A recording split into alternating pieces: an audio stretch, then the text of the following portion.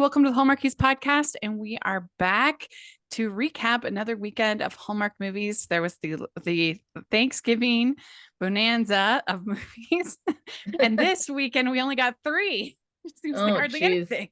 What's up with that? Yeah, and I'm Fabled Rachel Wagner, and Alysa Lucas is here. This is so fun. I'm here. Hello. I can't wait to talk about this grouping of movies. Yeah, I'm not even sure why I picked these three for you. I don't really even have a good reason, but they ended up being quite the weekend. Yes, it was what we'll say interesting. It was an experience.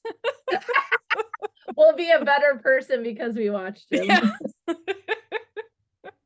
Oh my gosh, yes. And when we do our yearly on friendship ranking, it's gonna be interesting where these. Oh gosh. Oh gosh. I forgot about that for just a hot minute. I did remember when I was watching A Fabled Christmas, but I'll reveal what I was thinking when we get to that movie.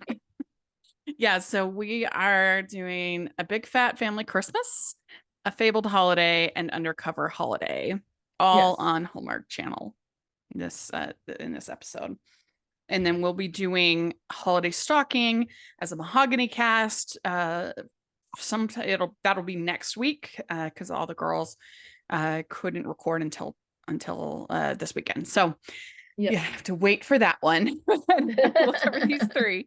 But how's your holiday season been going? How's your did you have a nice Thanksgiving? Yes, I had a nice Thanksgiving. My brother and nephew came up from Florida, and my brother is a chef, so we ate very good, and I still have some cheesecakes in my freezer that I refuse to share with anyone. Nice. We had a nice time watching sports, football, soccer, or football and football, depending on where you're from.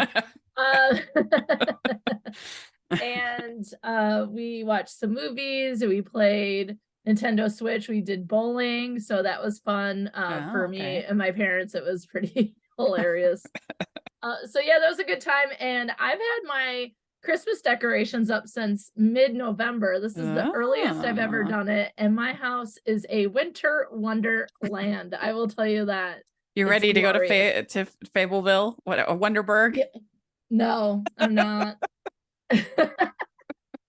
All right, well, let's dive in. The first one that we're going to talk about is probably my favorite of three. It's A Big Fat Family Christmas. And it's interesting about this movie because the first time I watched it, it was kind of at the end of the day. I was sort of tired, and I was like, oh, this one's kind of slow. It's a party planning movie. It's like all the research and stuff. But then, but I wasn't really taking notes, and I really need to take notes for the podcast. And so then I watched it a second time. Whoa. Taking notes. I know. Like, and you don't have enough movies to watch already, Rachel. I know. But I actually enjoyed it a lot more the second time. I don't know why. I think I was just in a better mood. Yeah. Sometimes that happens. Maybe I needed to watch some of the other ones more than one time, but I don't think that's going to happen. But I really enjoyed this one. Yeah. So yeah, this one was good. I liked it. And I think also the second time, because I was taking notes, there are times when taking notes actually makes the whole viewing experience for me better because I'm just more engaged, like I'm thinking about things. And some people might find it distracting, but I actually find it helps me because I have a little bit of dyslexia. And so like involving other senses than just viewing actually helps me to sort of process better. Interesting. Sometimes depends on the movie, but yeah.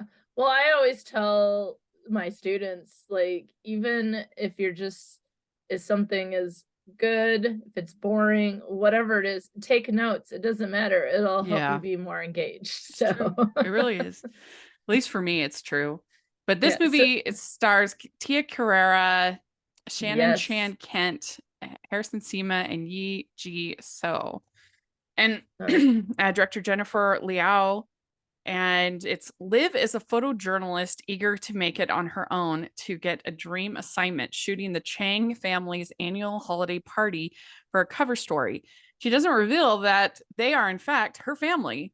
When she finds herself growing close to Henry, the coworker covering the story with her, she wants to confide in him, but doesn't want to jeopardize her big break. Yeah. So you said overall you enjoyed the film.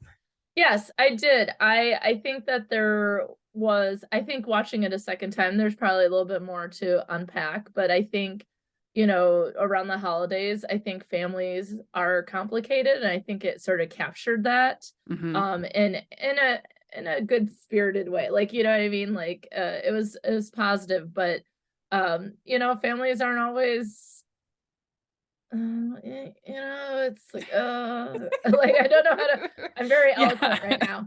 But, sometimes we're just like, I don't know if I want to do this. And so always being a part of this big party, she's always talking about wanting to have like more of an intimate gathering. And we don't discover until far too late that there's a reason why she doesn't want to be the center of attention. She doesn't want to be a part of it. But I really sort of like the idea that it captures that not all families are perfect, that there are some struggles that people have. And I think that we forget that around the holidays, when that might be when families are most complicated.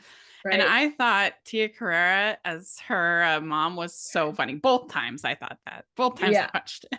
I love her. So all the way back from Wayne's World. Yes. So I love her. And I was like, please have her more on these Hallmark movies. Yes.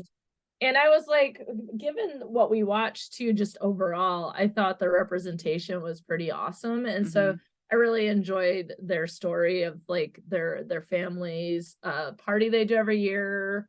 And I did like the guy, I forgot what his name is. You know Henry. Me, I can Henry, thank you. I should remember it because it's like Henry Golding. And Henry Golding is very attractive. Okay. Yes.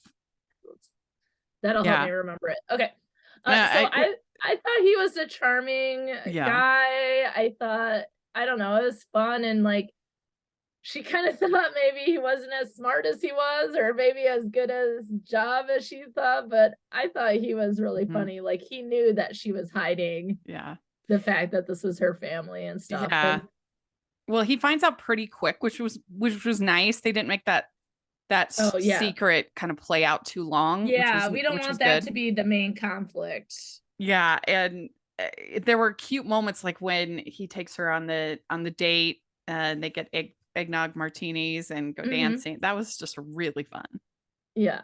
I also like, even though it leads to losing money that they gather for the party, I liked on the cable cars.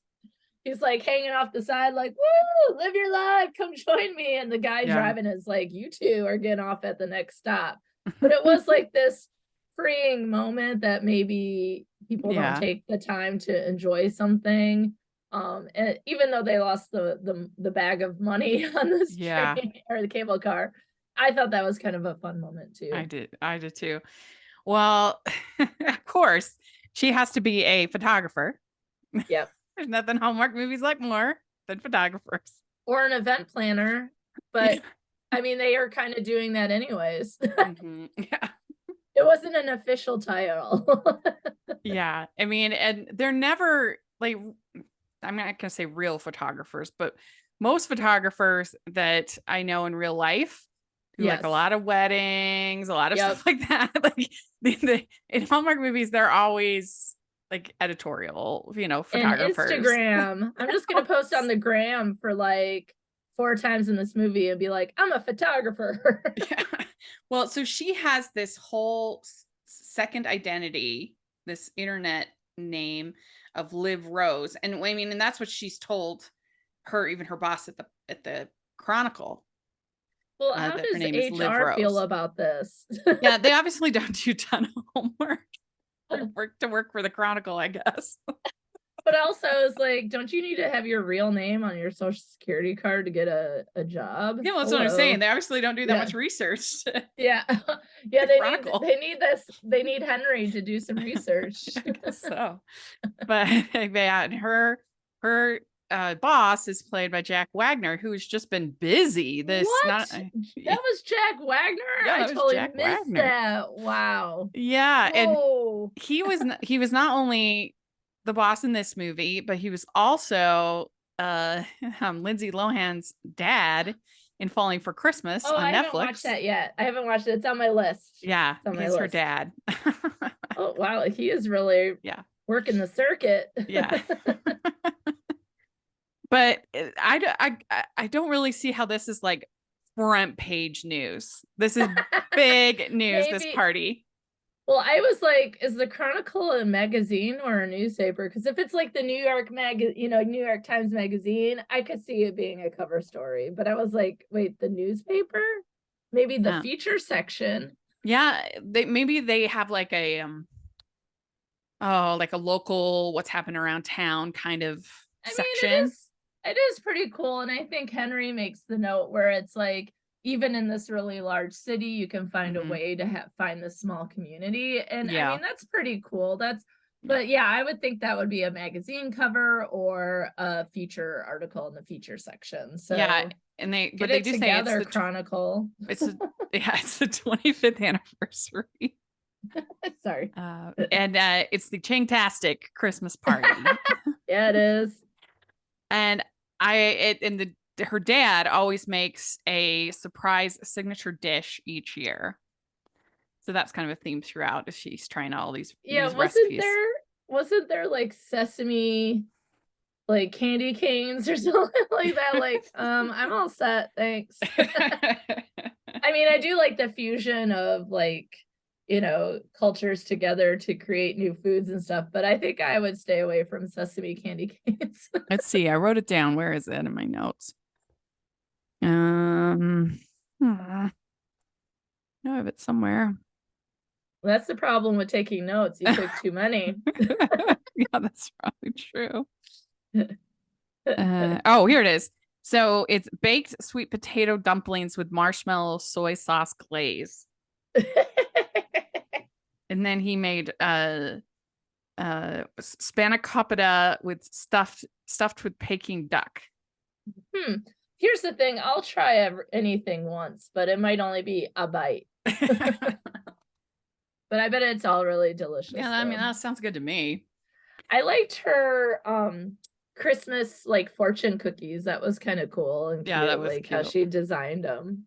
Well, and so the mom comes over with the Christmas tree with all this stuff, and she's like, you could call me before you come, and then she says, I'm sorry, I thought carrying you for 9 months and then raising you for 18 years would entitle me to an occasional visit. It does, but everyone appreciates a call ahead. I thought that part was funny. So funny. Mothers everywhere are like, yeah, it's true. And as soon as they hear about Henry, they're like, woo. Yeah, they were really into him. Like, who's this guy? And they were talking about how their daughter hasn't brought anyone to the Changtastic party in years. Yeah. And so, I mean, there's like 1,000% buy-in to this party every year from the parents, and it even seems like the brother. But and I feel like her buy-in was actually there. It was just a lot more quiet, like her decorating the fortune cookies. Yeah. You know what I mean? Like going to pick up the little tree card money things that they collect each year, to donate the money to charity. Yeah. She does things, she just doesn't have to be like, woo, yeah, she certainly wasn't a Scrooge by any. Exactly. She just was kind of embarrassed because of her history about the party and self-conscious. Yeah. And I could see that, especially when I was younger. When I was in like my early 20s, most of the stuff that my parents did, I was like, oh no, well, and then now I find it more endearing. Yeah. Well, it's funny. So I realize this is not a Hallmarkies caliber TV show I'm about to mention, but the point I'm going to make is valid. So I've been watching Dexter, which is about serial killers. Okay. Right. But he is a stepdad to these two young kids. One is like a preteen girl, and like everything he does, she's like, Dexter, and she's like so embarrassed. And then he does like the worst thing. He thinks it's cute and fun, and she's wearing a swimsuit, and he pushes her in the pool in front of everyone, and she's like so humiliated. And I think anything at that time, even if he just was like said her name, she'd be like, Dexter. Well, especially matter the level of extreme humiliation. Well, especially for me at that age, because my parents had they had 3 young ones at home, including a brand new baby. My mom had a baby when I was 17. Yeah. And so like going back to not only home, but also like baby world. Yeah. Yeah.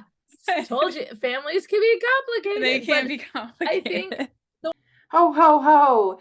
We'd like to take a second and thank our sponsor for this episode of the podcast. It's the Hallmarkies Patreon. Do you love Hallmarkies podcast, especially at Christmas? Do you enjoy the holiday previews, recaps, interviews, and bonus episodes? If the answer is yes, please consider supporting the Hallmarkies Patreon. We need your help to do what we do both during the Christmas season and all year round. But not only do you help a podcast led by strong, independent women by becoming a Patreon, you get to become a part of the Hallmarkies family. Starting at only $2 a month as a patron, you will have access to our Facebook Patreon group where we talk about the movies, shows, and more all year. We also have many monthly patron watch-alongs with guests like Lacey Chabert, Natalie Hall, Paul Campbell, Mary Lou Henner, and more, giving their behind-the-scenes details of their films. As a patron, you also have the chance to provide input into the podcast and even join us at different tiers.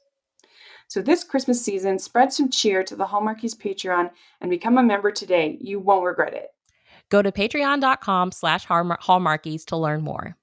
That's patreon.com/Hallmarkies. That I thought, though, was that we could have known maybe a little bit sooner her reason for why she was uncomfortable, which was that she was in middle school, so that preteen, early teen girl, and she was embarrassed. And like, I think it makes sense. And like, I would think that if it was that devastating for her, that maybe her parents and brother could have been gently reminded of that, at some point over the years. It's true. Like, how do you forget something like that, Yeah, I mean, it sounds like that maybe she wasn't really that vocal about talking about it. Yeah. It sounds like she just kind of shut it down and didn't communicate. But I did love her relationship with her brother. I thought was really sweet. Yes. I thought they were fun. I thought he was fun. And I did like the parents too, but it just seemed like from the very beginning, it was like Liv was sort of just maybe closed off from them, like she isn't doing exactly what they like her to do, especially around the holiday. I did laugh my head off though, and he said, she says, just because a man exists doesn't mean I have to date him. And mom says, tell that to my non-existent grandchildren. Yeah, that was funny. Yeah, there was some really funny parts. There were some really cute parts. And so yeah, this one I was like, oh, great start, Rachel. Good choice. And then so he takes her to have butterfly pea milk bubble tea at the cafe. How do you feel about boba tea, the boba balls? I've only had it once and I wasn't ready for it, and I've never tried it again. So when you're not ready for something, you're just like, what is happening? Yeah, I can see that. It is kind of a weird texture. I didn't know what to expect, and then I just wasn't ready for it. And then we don't really have many places where I live that have those options. Like there is a place that sold it, but I think it's closed now. So so yeah, what about you? Do you drink it? I do like it. Yeah, I do like it. When it's more of like a smoothie consistency, I think is my favorite. Yeah. I would eat that or drink that or whatever. But they have this decorating party in her apartment, and she also takes him on a boat ride at the pier. And it did look like a lot of this was shot in San Francisco. It did. I was like, well, this budget was high because there was also Like I'm sure the some singing and stuff. I was like, oh. I bet some of it was shot in Vancouver pretending to be San Francisco, but they at least went to San Francisco for a couple days. Maybe, or they sent somebody there. Yeah. It felt like at least this boat shot, it looked legit to me. Like it was actually it didn't San look Francisco like Harbor. it was it didn't look like it was fake or manipulated in any way. So if it was, kudos to y'all. Wow. But he was I love it when in these movies when the guy will give the girl his coat. That's such swoon to me. And I thought that Henry was very swoon worthy, but in like an approachable way that like I felt like this guy could exist in real life. Yes, like he felt teases real. her and he felt real. Yeah. And like, especially their meet cute when she tries to take a picture of him and he's like, oh, you think I'm beautiful? Like that was fun. But also, like, why are you she's just taking his picture. Like, I know you're a quote unquote photographer, but like, you think you would need consent / permission to take a photo. Yeah, I feel like there's some rule that like, I feel like there's a rule that like you can do like crowd shots and different things like that. But yeah, like one person photo. Yeah. I feel it. I don't know if you can do there's that without There's permission. gotta be something. Yeah, there's gotta be something. Or is it just like maybe it's just a social norm or a cultural courtesy that we don't take pictures and use picture. Like she took a picture and then like immediately posted on the gram, and I was like, I hope he gave permission for you, ma'am. I was like, well, so yes, then they have the dumpling party at her house, and the mom, why is your dumpling so ugly?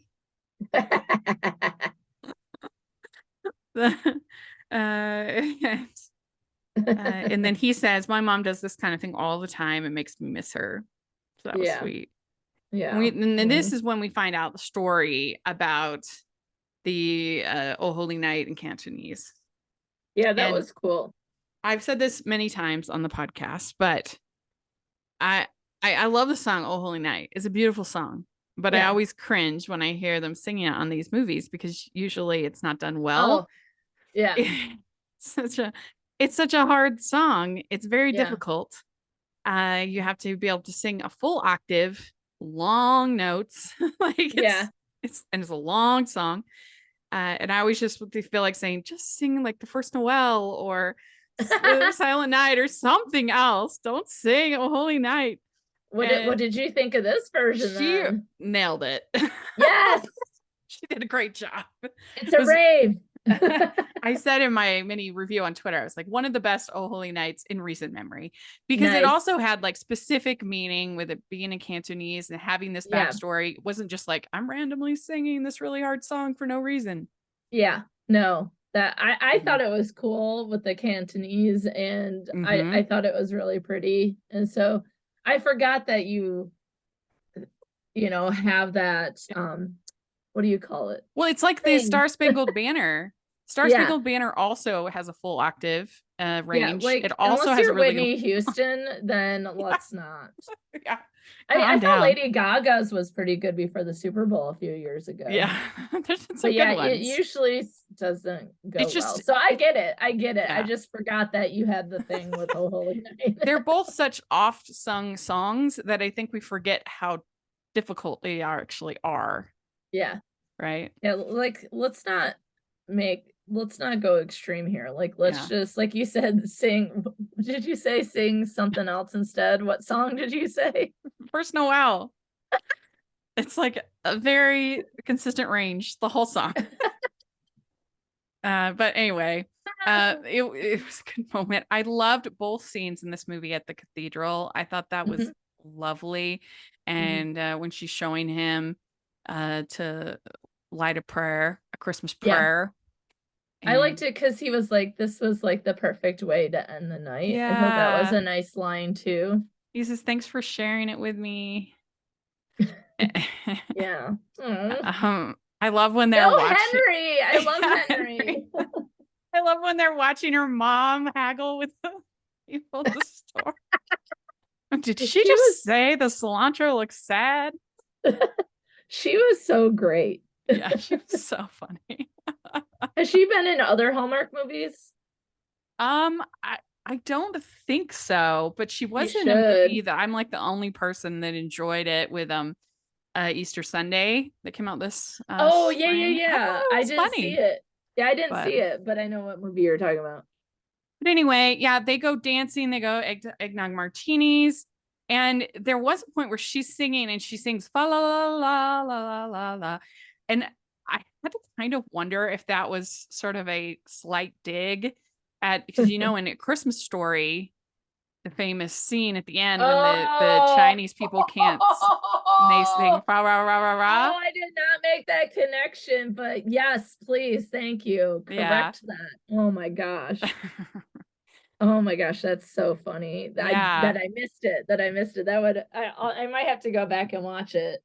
And like So normally I find I have trouble like how am I going to watch the movies and yeah. this time my YouTube TV has Hallmark, so I haven't recorded, so now I can watch them again. And then there was all these commercials and I was like, what is this, like Christmas reunion or something? It looked like a high school reunion type thing. I was like, oh, I want to watch that one. Mm-hmm. Let's go record it. Yeah. And so she ends up confessing to the boss that she is a Chang and that she had told Henry to hold back, and he keeps her on the job, and she said she can't believe it, and he says he didn't take you off because you're great at your job. That's what Henry says. And then they go out to collect the envelopes from all the town with the money that they're going to be donating. That's her tradition as part of the party. And it's all in a big red bag, and they're hanging off of the trolley car, and it falls off. And I think anybody can relate to this. Like everybody's had a moment where you lose something important, and that just like, yes, oh, that you just feel feeling. sick. Yeah. I remember it wasn't me, but when I was a teaching assistant in college, and one of the other TAs lost, or something happened, she couldn't lost a bunch of the tests the students had, and so they had to like redo that. It was a total nightmare, and she felt so bad, and I felt so bad for her. But I think we've all had those moments like that where it's just like, oh no, and you feel so terrible. Yeah, no, I even just the feeling of like not being able to find your phone. But for me, the one thing that I always lose is my thumb drive, which has all of my school stuff on it, like all my exams and assignments and things like that. And I just need to move to a different system. But until I can do that, because it's going to be finals week in a week. So it's like, this is not the time to do it. I have a little air tag on it, so I can always find it. Well, and then she goes back to St. Mary's and talks to the lady and saying that she is just a bad person, a bad friend, and she feels so terrible. And the lady says, Christmas symbolizes getting together and refuge for those who need it. Even when it's dark, that's why sharing your light is so important. And it's talking about the candles. That's such a great line. It got me both times. Yeah. And then I love the fact she takes a mental health day. Like, please, yes, I was like, let's normalize that. Please. The mental health queen. I love it. Yes. And so she after the kids made fun of her, she distanced herself from everything Chinese. And I thought that was a really powerful moment in the script. Very impactful. And so she tells her followers everything, and she goes to the party just devastated and ready to tell them all that she lost all their money. And the brother has put up the money tree with no money in the envelopes. And then her followers have contributed money to help her with this. That is so timely too. Like people do that all the time, like, like different ways. Yeah. And I just, like there's so many like impactful moments or like really just thoughtful connections to current life. And yeah, okay, continue. Sorry, No, you're fine. And then it's just a small detail, yeah, it's a small detail, but and it was cool because her showing humility caused people to help, and then when the people bring back the bag, they found it. Now there's double donations. Yeah. Well, and then they found the bag, or they found her to be able to return it because she went live on Instagram to be able to tell them. And so, when we share things and connect with people, we can do a lot of good. And I think that's sort of the girl's name, I think, was Nora. And like that people can do good things. And I don't know, why am I like cheesing out over this movie? I loved it. And that's when she sings the Holy Night in Cantonese, and that was moving. And she's talking to her parents after and about Henry. And he says, he's a good one, isn't he? And then the dad says, pretend we hate him and it'll be act of rebellion. That was really cute. Good stuff. And then she says to him, you and I make a great team. And then she says, I want to be more than friends, which was super cute. And then they take a whole family selfie, and there's like a group hug. And I love the title of their article is the prodigal daughter returns for Chang-tastic Christmas. Yeah, that's great. And then she gives him mistletoe because there was a near kiss in the middle that was interrupted by the mistletoe. She believes that her mom put there. Yeah. Oh yeah, boy. This was a good one, and I'm enjoying it more now that we're talking about it. I am too. So I might watch it again. So what would you give it 1 to 5? Oh goodness, it's pretty close to Christmas Joy for me. Yeah. Very good. I'm assuming I gave that a 5. And if you're listening, you're like, what's Christmas Joy? Wasn't that like 3 or 4 years ago, Rachel? Yeah. And that was one of the first ones we did. And it's the Cookie Crawl movie. Cookie Crawl movie. I love Cookie Crawls. Okay. Ooh, that would be fun to do. So I give it a 4. Okay. I'm going to give it a 4.5. Okay, good. We'd like to take a second and thank our sponsor for this episode of the podcast. It's the good folks at Baker Publishing Group. They have a special deal right now. If you go to their website, bakerbookhouse.com/featured/Hallmarkies and enter code Hallmarkies40, that you will get 40% off any of the books that we're talking about today. And today we are talking about sweet historical romances. This is the perfect book for the hearty in your life. If you have a fan of One Calls the Heart, they will love these books. First, let's start with Under the Starry Skies by Tracy Peterson. When an accident leaves Cassandra Barton incapacitated, she spends her time compiling a book of stories about the men working on the Santa Fe Railroad. But worry grows as revolutionaries set out to destroy the railroad. As danger intensifies, Cassie and her longtime friend Brandon must rely on their faith to overcome the obstacles that stand in the way.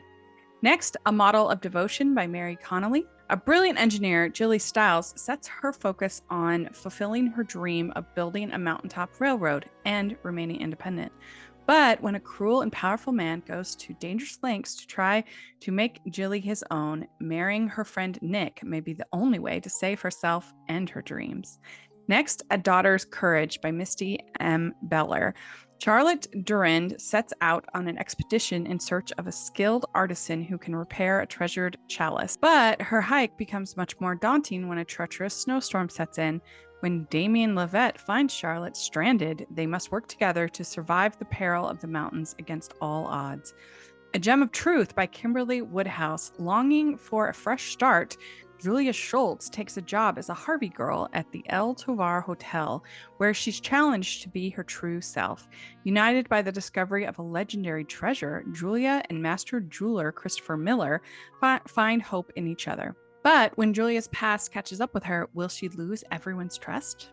Then The Lady of Galway Manor by Jennifer Dybel. In 1920 Galloway, amid the Irish War of Independence, the daughter of a British landlord becomes an apprentice jeweler to the descendant of the creator of the famed Claddagh ring. As the two learn to work together and see each other in a new light, they start to uncover the true meaning of love, loyalty, and friendship.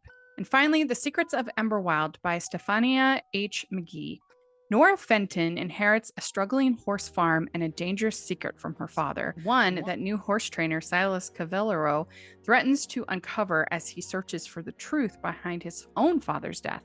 As the two grow closer over their shared passion for horses, the mysteries and dangers of the past loom closer than ever. So head over to bakerbookhouse.com/featured/Hallmarkies to pick up one of these great books and use code Hallmarkies40 for 40% off these titles from November 14th to December 12th. That's bakerbookhouse.com/featured/Hallmarkies and use code Hallmarkies40 for 40% off.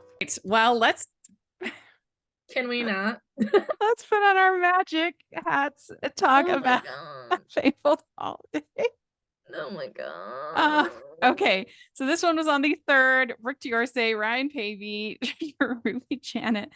Talia and her childhood best friend Anderson unexpectedly reunite in a curiously familiar-looking town full of Christmas spirit that restores its visitors when they need it most. So... What did you think of this movie? Okay. I don't know I didn't know what was happening until about an hour and 45 minutes in. Or like 3/4 of the way, because I know there's commercials and stuff, so it's not actually that long. But I think the first hour, I just had this look on my face like, what? I was like, there's chat. I was like, who's that? What's going on? So you just read is beautiful, but I did not get that until 3/4 into the movie. And I almost was like, will Rachel be mad if I don't finish this movie? Well, so because I didn't get it. I did not get it. It was okay. Yeah. But tell us how you I mean, I've said a lot of it. times you change the score of most of these movies and they become a horror movie very easily. Never was that more the case than this movie. Like, have you seen Get Out? Yes. Okay. This is basically Get Out with Hallmark. You know, they all go to this like place in the country, this mysterious place. Everything looks kind of normal at first, but then there's like this weird underbelly underneath all. Yeah. And I mean, this one wasn't racist, like about racism. No. But you did wonder if Jordan Peele might have directed it. Yeah. That's a good way to describe it. Yeah. The thing about it is description. So there's this place, Wonderburg. And yes, tell us everything so we can all be confused or get things cleared up. So there's this special storybook that she's given from her dad, and it takes you to a place called Wonderbrook. And then both of her parents have passed away. So she wants to be a writer. She keeps writing down the stories, but she's having no luck at it. And I guess particular people get the invite to go to, is it Wonderburg or Wonderbrook? I think Wonderbrook. So get the you invite. Don't even know what the name is. You're like, even the name's confusing.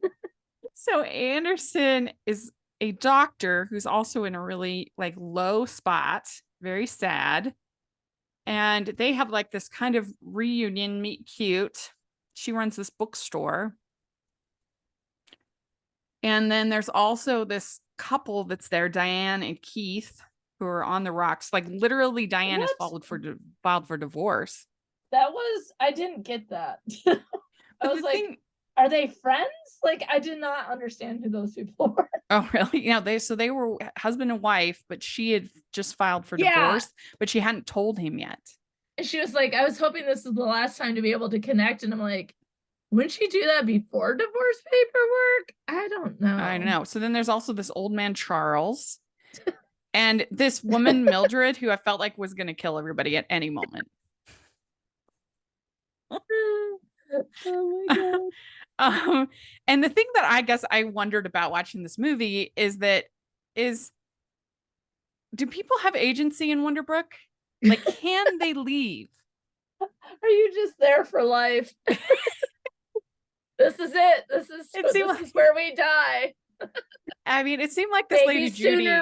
Maybe sooner instead of later, but this is it. It seemed like this lady Judy was going to do anything at all costs to make sure that Anderson and what's her name? Talia. That Anderson and Talia ended up together. Like, oh my gosh. It didn't seem like them leaving was really an option. It seems like once you get into this town, you have to do whatever the Winter Fairy tells you to do. It's like, so I'm also, besides Dexter, I'm watching Criminal Minds. So this is how I offset Hallmark, everybody. But anyway, so watching, and this couple goes in this room and then the door locks and that's it. I mean, what I think is that essentially what's happened here. What I think is that Hallmark watched WandaVision and they were like, brilliant, we needed a girl. But the problem is that Wanda is a villain.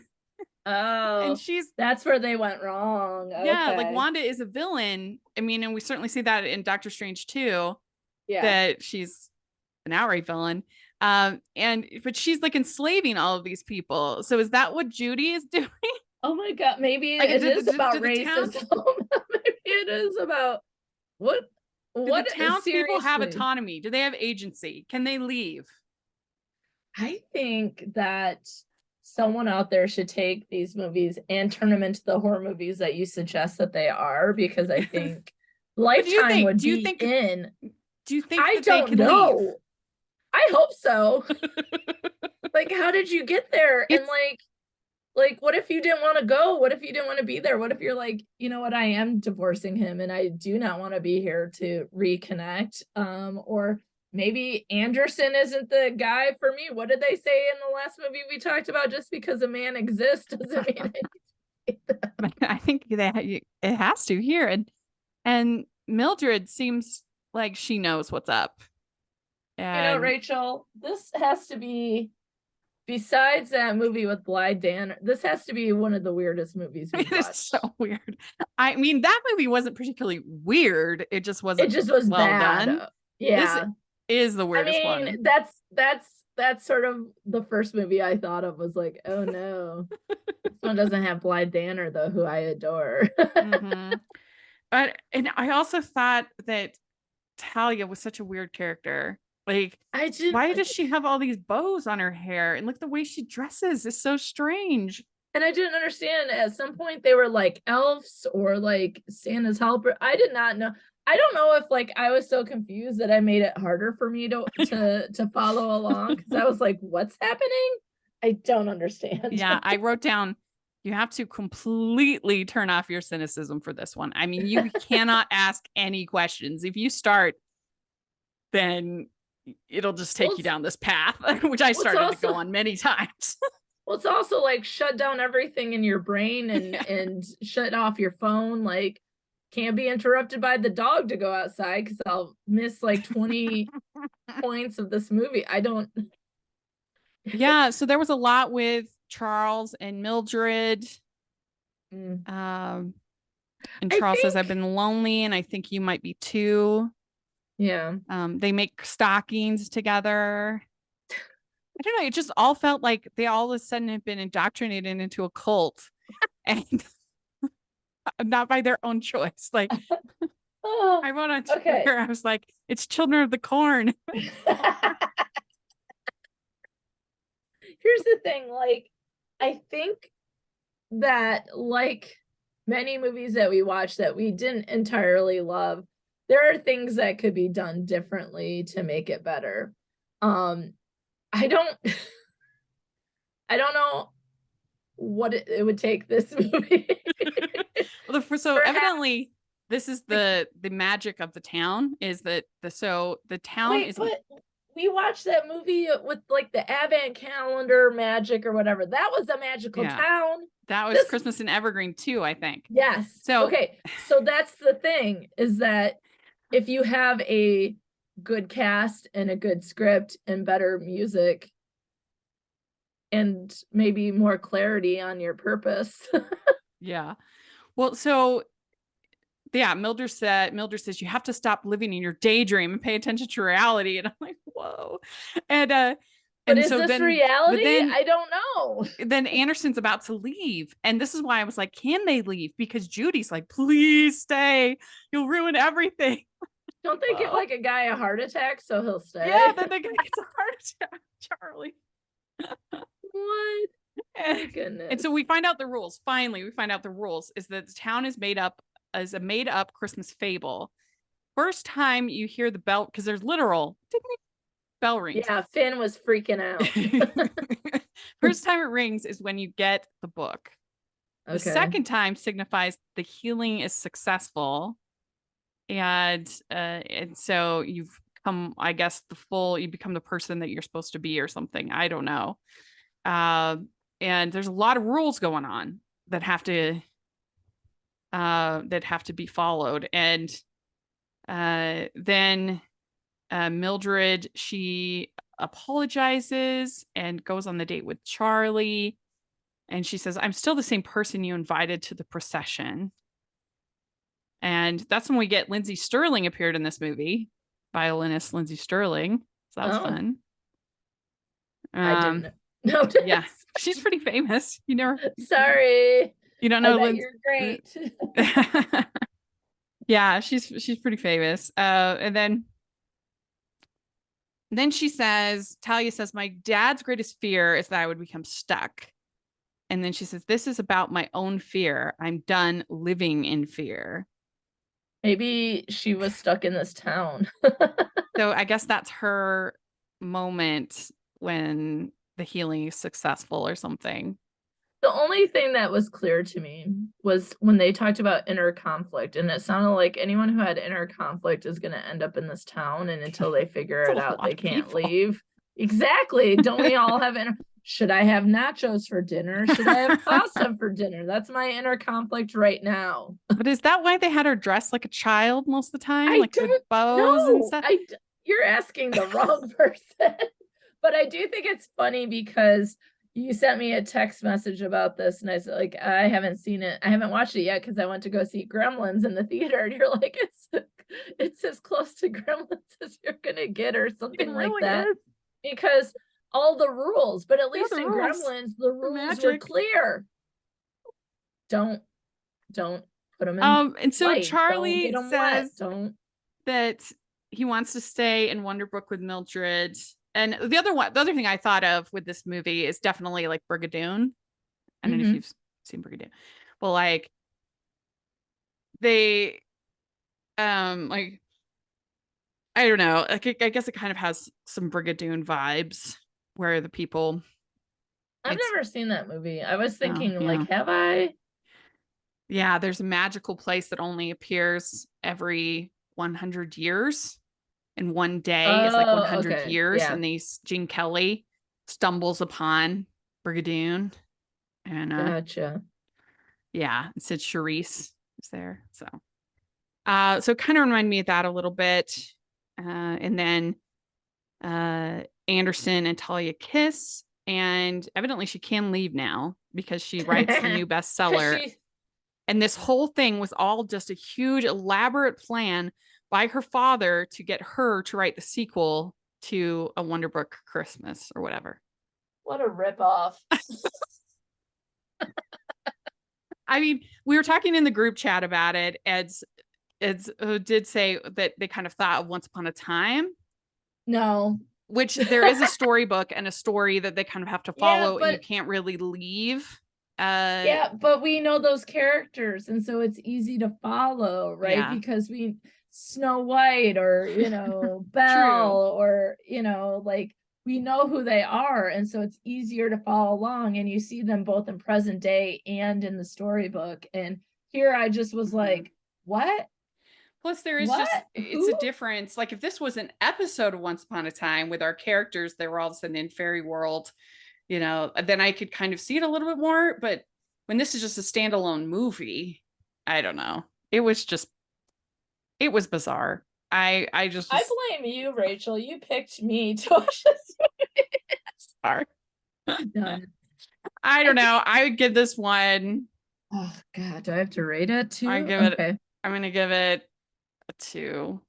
I'm going to go with you Out as of well 5. because I might even go 1.5, and I apologize, but I truly, like, the first hour, I was like, I don't understand what's happening. Like, I didn't hate it like I did one earlier this year, which really kind of offended me. This one, it didn't offend me. It was just bonkers, and I didn't get it. Yeah, well, and also after you said it's kind of like, it's kind of similar to Gremlins in this way or whatever, and I was like, why was Gremlins better? Yeah. Yeah, the Hallmark WandaVision just didn't cut it for me. I'm sorry. Yeah. And I mean, there's an idea there because, like I said at the very beginning of talking about this, the description you read is beautiful. It just didn't translate in the movie for me. Yeah, I agree. I agree. Yeah. Mm-hmm. So the idea is great. Execution. Let us never speak of it again. All right. We'd like to take a second and thank our sponsor for this episode of the podcast. It's the Hallmarkies merch store. Are you looking for that perfect gift for the postable, hearty, or Hallmarky in your life? What about getting that t-shirt or hoodie that will help you stand out at your next holiday party? Now is the time to check out the Hallmarkies merch store. Full of festive designs by artists like Jessica Miller, Carrie from Hallmark Comics, and more. You can even have more than just shirts, but totes, cell phone cases, notebooks, mugs, and more. And it isn't just Hallmark. We have designs for Anna Green Gables, Man from Snowy River, The Nanny, and more. Every purchase at the merch store goes to help support the podcast and allows us to make the great content you know and love. There are frequent sales, so go to tpublic.com/stores/Hallmarkies or see the link in the description. That's tpublic.com/stores/Hallmarkies. Last one was called Undercover Holiday. This is on the 4th. It stars Noemi Gonzalez and Stephen Huzar, director Bradley Walsh, writer Nina Weinman. When returning home for the holidays, newly minted pop star Jalen tells her protective family that Matt is her new beau, when in reality, he's her overzealous security guard. Mm. So this one, I overall thought it was fine. I enjoyed the setup and the whole idea of a fake relationship, and I thought it had some fun moments. There were a couple things that they might seem like mild things, but they were actually pretty distracting for me. Okay. One thing was I just thought the costuming was really bad in this movie. I'm really happy to see more body diversity in these movies going in, and I think that Noemi Gonzalez is gorgeous, and I love talking to her. But I don't know, I just felt like they kept putting her in these like super oversized sweaters that did not fit her at all, unflattering tops that cut off at her waist, and just why is everything a crop top? You know what I mean? Like, in the middle of winter. She wasn't even wearing like a scarf or coat in a lot of scenes, or it was a very light coat. And I just, even when they put her in a dress, she's in this red sparkly dress. I felt like the hem length was strange. It was like right in the middle of her thigh. It was just like a weird length. And she's absolutely stunning. I don't want that to be confused at all. It was all just the costuming choices I was just kind of like, what? Well, sometimes I just wonder if people, because we haven't had such representation in that way, they don't necessarily know how to do it. It reminds me of Project Runway, when they would work with real people over models. It's like they didn't know what to do. They like lost their damn minds. Like they're like, what do I do? It's like, figure it out, because hey, guess what? We're the majority. We exist. I wrote yesterday on Twitter, I said, I'm happy to see body diversity on shows and movies, but sometimes it is abundantly clear the costume people don't know how to dress normal sized women in a flattering way. Wearing giant oversized sweaters and tops that cut us off in the middle is not flattering. Yes. I think that's a fair complaint, especially if, I feel like Hallmark is, and you can correct me if I'm wrong here, they seem more dedicated to representation in a lot of ways, which I'm excited about, and it's long past due. But I think that the execution needs to come with better skill or process or whatever it is that they do, that they need to learn more about this, because like it's the majority of people is normal size, right? Yeah. And at one point they have her in this giant sweatshirt that cut off, but somehow managed to cut off at the waist. And I'm just like, so it was like this weird midriff, giant oversized sweatshirt. And well, that's the style. I don't know. It was just weird. Although not everything should be cropped up. Like, honestly, if I hadn't known better, I would have thought that they were trying to hide a baby bump or something, which they weren't. So the whole thing was just strange, especially because she's supposed to be a pop star. And then the other thing I thought was so weird is that I know that Noemi Gonzalez can sing. She's like, that's part of her career. Like, she's a singer. So I think I blame the fault of the mix. Yeah, there were some things where I was like, wait, she's a pop star? Because they did not make her sound very good. Yeah. It was weird. This is disappointing in execution. I think these are both very fair, like, criticisms, because if you're going to have more representation and body diversity, then you need to know how to dress those people. It's only appropriate and fair and right. And then the music, I was like, I thought the music in the first movie we watched was great. And this one, I was like, something just didn't feel right. And I was like, and it wasn't me ever questioning that she couldn't sing. It just, something didn't sound right. And I was like, this could have been a little bit better. Yeah. Especially again, I'm not, you have to believe that she basically won American Idol. Yes. Yes. She's Kelly Clarkson. Yeah. So anyway, but other than that, what did you overall think of this one? I thought it was good. I thought it was fine in the sense that I'm kind of over the pretend relationship. Like, I know that's a style of story that exists. It happens a lot. I just felt like it needed something a little bit more. And I feel like she didn't even hesitate to say that he was her boyfriend. So, yeah, it was kind of all of a sudden, like, she didn't even talk to him about it. Yeah, she didn't even try to, like, set it up, or like, she didn't seem like she was at a loss for what to say. She was just like, it's my boyfriend. And I was like, what? Yeah. And also, their romance really kind of came out of the blue. They hadn't really been vibing that way, to me at least. No, they didn't really have that great of chemistry. Yeah. But there were some nice moments. I mean, overall, I thought her family was nice. Sweet. Yeah. I like when she confronts him with a rolling pin. That was funny. And I like that her friends were included, because, as you know, a lot of times they focus on the romance and not necessarily friendship. So that was a plus for me. Yeah. And every time they had him sit on that sofa bed, I laughed. That was funny.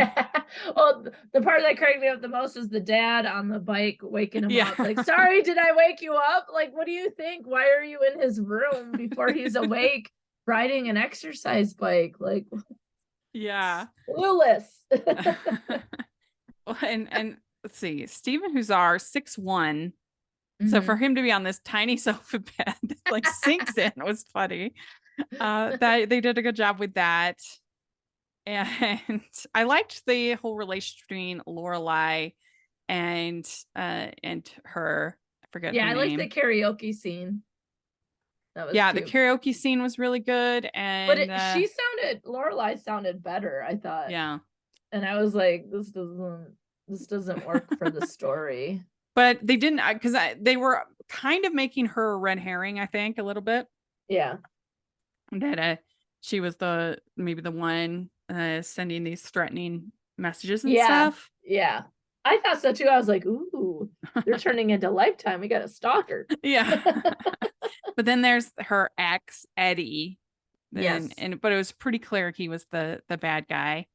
The father is riding the bike, wakes up Stephen Huszar. That was so it was really funny. And he's doing the Lance Armstrong hill climb. I was like, that takes me back. What year is it? 2008? Good gravy. So he ends up having to be the wise man in the nativity scene. And I feel like for how big of a deal they were making it, that outfit wasn't silly enough. No. It was just kind of like, normal outfit. Yeah. But it was cute. And he thinks he looks stupid. And then there's also this paparazzi guy from LA. And the thing about this that I was surprised is that I thought, because they have them kiss in the middle of the movie, they have them kiss outside where all can see. So if this paparazzi guy is like following her, I was surprised. I was expecting him to end up taking a picture of them kissing and then for it to show up in the newspaper or whatever. That would have been better. But that doesn't. You never see the pop guy again. Yeah. No, it seems like there was some missed opportunities to make the fake boyfriend story more impactful. And I think that's a moment right there that could have made it like, oh, here's the conflict. Yeah. And maybe the inner conflict, they can go to whatever that town was called in A Fabled Christmas. But there were cute moments with him bringing in his Navy background. Semper Fortis, always courageous. I like that. And he says, we shouldn't make ourselves small so other people will feel comfortable. That was nice. Mean, true. And then the whole scene where they're making tamales, that was fun. Tamales. I'm love hungry. Tamales. That sounds so good. I'm with you. There was the super awkward Straight Talk Wireless sponsor. And that, like, this talent show or whatever, or tree lighting is brought to you by. And that was like the weakest tree lighting I've ever seen. That was so like awkward. It should have been so much more elaborate in many different ways. Like, is that all it is press the button and ta-da? Is there other things going on? Are there more people coming? Just a whole host of questions I had about that scene. Lorelai and I keep forgetting her name, but they light the tree. Jalen. They light the tree together, and that was sweet. Hey, I remembered a name. Yeah, very good. and then they sing in English and Spanish. And that goes viral. And the agent guy calls and he's like, I'm not doing a very good job at my job. Sounds like it. Doesn't sound like it. And then the ending, first he's gonna leave because then the news gets blurted that she was lying. So he leaves, and then he comes back and he speaks to her as a wise man, which was cute. It was cute. Yeah. So this one, what a whirlwind, what a roller coaster ride. I feel like it could have been better. I feel like it had more potential. There were just like a lot of little things that weren't quite gelling. It just shows how tricky it is to put one of these together. Yeah, absolutely. Yeah. For me, like, the story's there. The criticisms that you brought up in terms of like the mix and the sound and then the costuming, and then just like missed opportunities, like so many little chances to make it a little bit of a tighter story or more interesting story, and didn't quite get there for me. Yeah, I'd give this one 3.25. I'm gonna give it a 3. Yeah. So let us know what you think of all 3 of these movies. I know a lot of people saw Fabled Holiday at the Rama Drama event. So you had a different experience than us. So please share in the comments. Oh my goodness. I can't imagine. Sorry. Please put in the comments and or on Twitter. We'd love to hear your thoughts. And our Facebook is still down. No help from Meta in any way. So don't follow us on Facebook right now. We might never get it back. I don't know. But Alysa, how can people follow you? Yes, right now my podcast Best Forevers is on hiatus while I finish out the school year. But I'm on social media at Friends with Alysa on Instagram, Facebook, TikTok, and then on Twitter I'm Friends W Alysa. Great. And you can find me at Rachel's Reviews, all over social media, iTunes, YouTube, and on Rotten Tomatoes. Check that out. Also, make sure you're following the podcast at Hallmark's Pod and Hallmark's Podcast everywhere except for Facebook right now. And maybe it's stuck in that town. Maybe oh my God. I think oh so. my goodness. And you can please leave your ratings and reviews on iTunes. That really helps us a lot. And also, if you were listening on YouTube, please give the video a thumbs up and subscribe to the channel.